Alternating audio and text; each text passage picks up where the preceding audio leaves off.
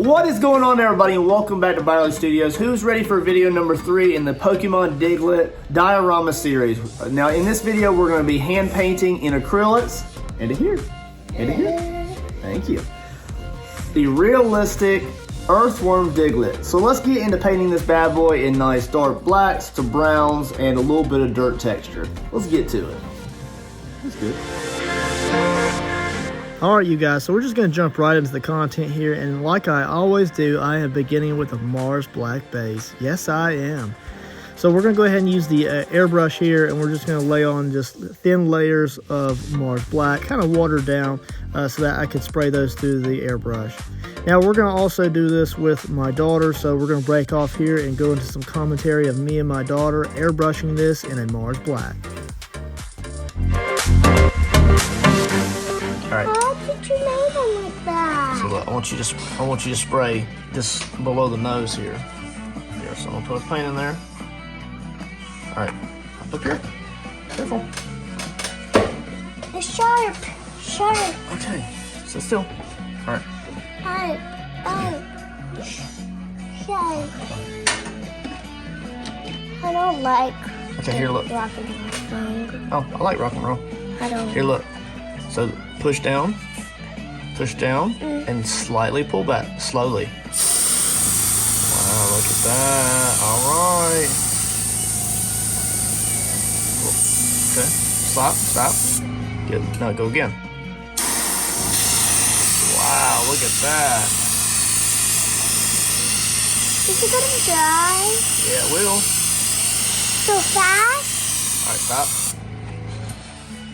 What about the Again? nose? Again. What about the nose? We'll get the nose. We're gonna paint it in like a lighter brown. What's happening? We're running out of paint. Hold on. I'm gonna use up the rest of the black, okay? Hold on. Alright, ready? Whoa, I'll wait till we get it on the paint. On there. Alright, we're all out. I gotta mix another color. Thank you. Very good job. You're getting better and better. I hope you guys enjoyed that as much as I did, and I love engaging my daughter in some of these processes, and I can't wait to be able to get my other children as they grow up into the same things. So as you can see here, we're starting in with some browns now. Now these are just mainly 3 browns. I'm using a burnt umber, a raw umber, and then also a little bit of raw sienna. Now later on in the process, I will bring in a little bit of yellow ochre, but I'll mention that when we get to that color. So I'm just kind of brushing this on here with the airbrush. I have about 2 or 3 different colors laid out, and I'm just using that up until it's all gone. And then I'm going to go ahead and switch the brush. Now a lot of this is just kind of sped up in almost 12 times speed, so just sit back and enjoy the process. I'm really just beginning just to lay in some of those darker browns before I add some highlights to each and every wrinkle as it goes up the body. So sit back, enjoy the music, and I'll catch you back when we get to some more colors.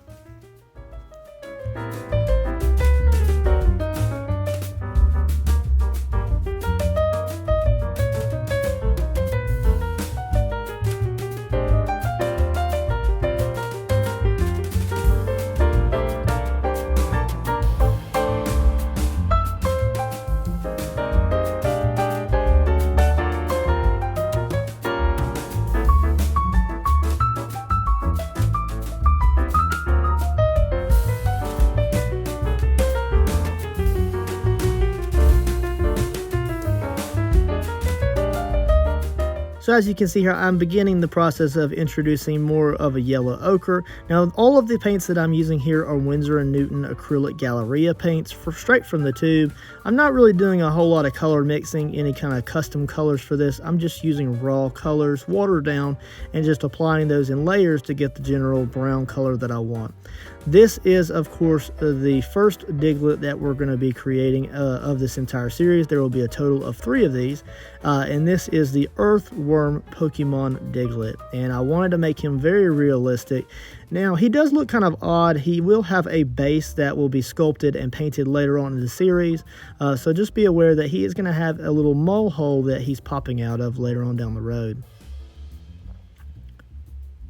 So what we're doing here is I'm just slowly building up some of those highlights over those wrinkles there. Now, a lot of these paints will darken out quite a bit during the process. So just be aware that although he is very bright right now, the overall intent is that he will darken out quite a bit and he will be very dingy and dark in a very, very deep brown color. So his nose will be kind of a highlighted spot. His upper wrinkledy eyes, even though those are wrinkles, they're not really intended to be like visual seeing eyes. I just felt like it kind of looked out of place for him not to have that.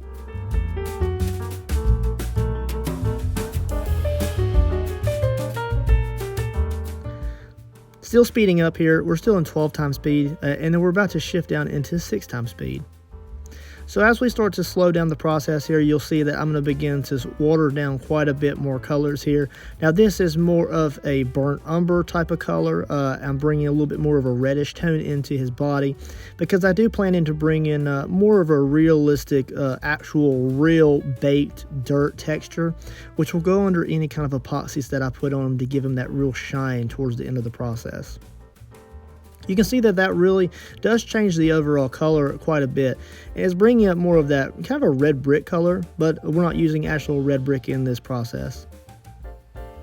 I just like that you can kind of really see through this portion of the process that the overall color tone is really beginning to transform.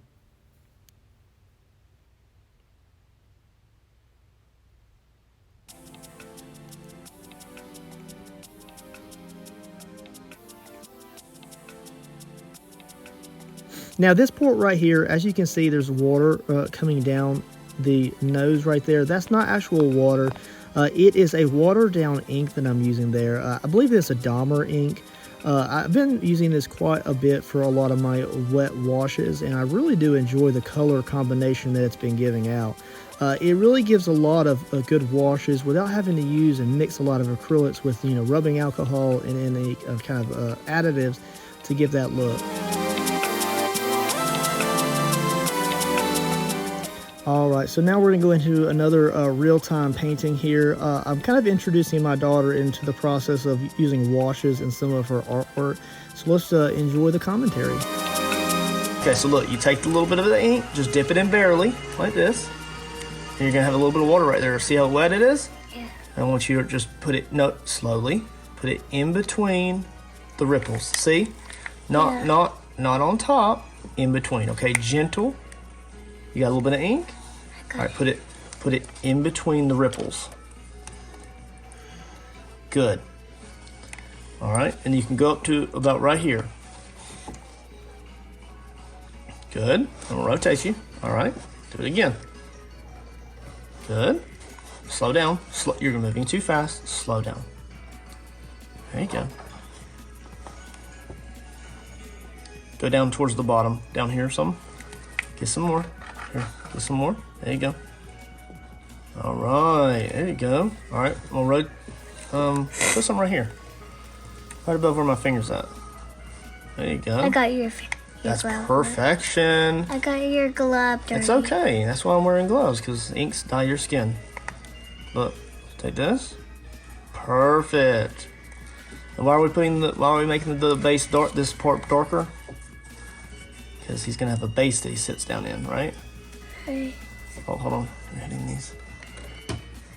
All right, hold on. Let me see. You hold the brush. I got the power. And what about these? No, we're not going up that high, I don't think. Let me think, okay?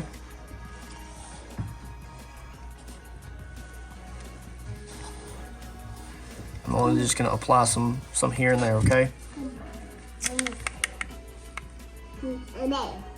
It's a really dark color, and it dominates. So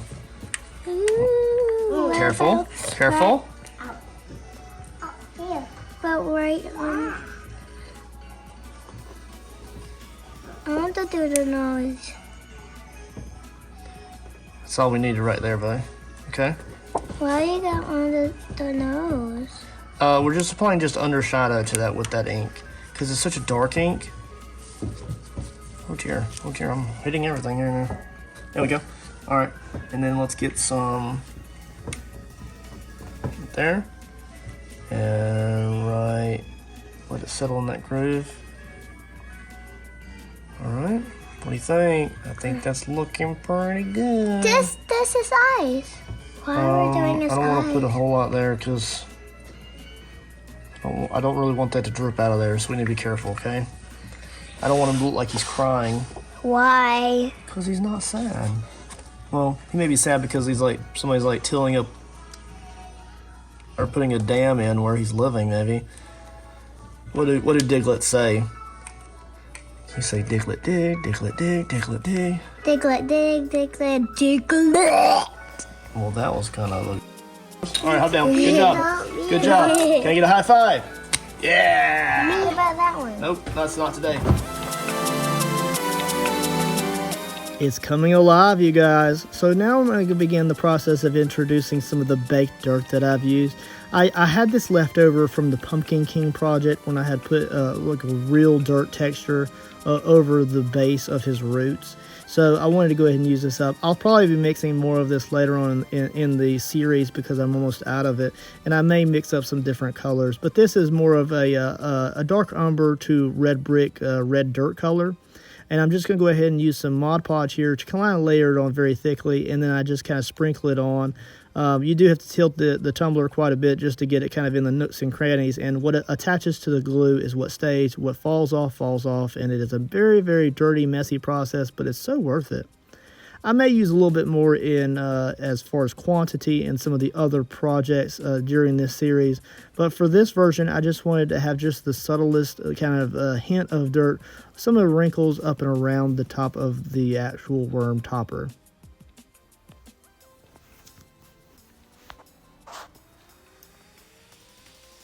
So you can see there, I'm just kind of just letting it sit in the ridges. Give it some highlights where the dirt would be. You know, if you were popping out of the mole hole, you just have those remnants kind of sticking onto them. When I go over it with the epoxy or UV process, UV resin process that is, he will kind of create just naturally a really, really deep glossy sheen. And it will give him a wet looking skin. And I really want to make him look kind of wet and slimy, like a realistic worm, and I think that I'm really able to achieve that.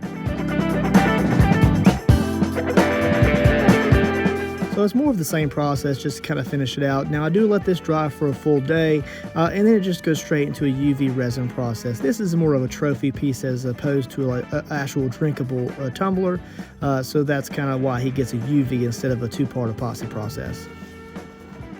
Alright, you guys, so I really hope y'all enjoyed the commentary between my daughter and me as we were painting this bad boy out. So this is a pretty cool overall design. The Earthworm Diglett, number 50 Pokemon. I think it turned out quite well overall, and I'm kind of happy with how dark it turned out. So as we roll into some glamour shots, I do appreciate y'all taking the time to watch this video number 3 in the overall Pokemon Diglett series. Now make sure you stay tuned for video number 4 in this series, where we're going to be creating and sculpting a cartoon version of the Diglett Pokemon. So that's more what people are used to. My daughter's been hassling me to not make the realistic versions, but make more of a cartoon version.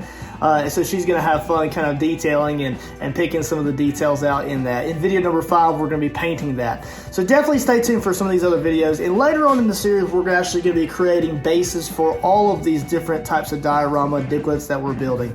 So make sure you stay tuned later in the series for those videos. They're going to be kind of exciting, and it kind of wraps the projects all together and kind of finishes them off in a lot of ways. So as we roll into some glamour shots, I do appreciate your time. Make sure you subscribe, like, and leave a comment below. What Pokemon would you guys like to see?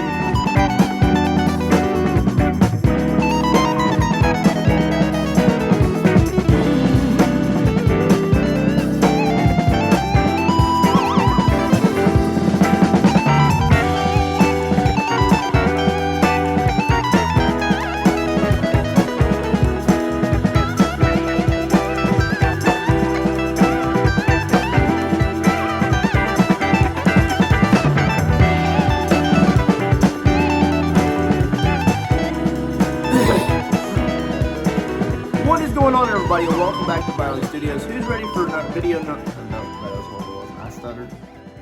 What's going on, everybody, and welcome back to Barley. What is going on, everybody, and welcome back to Barley Studios. Who is ready for video number... Choked a little bit. Ready? What is going on, everybody, and welcome... I was gonna start. I felt the stutter coming. It was coming. Daddy, Don't... Okay, just hold on to it. coffee's not good for your teeth. Who said such a thing? The atrocity! Blacks and dark browns. Dad, you said... What's going on, everybody?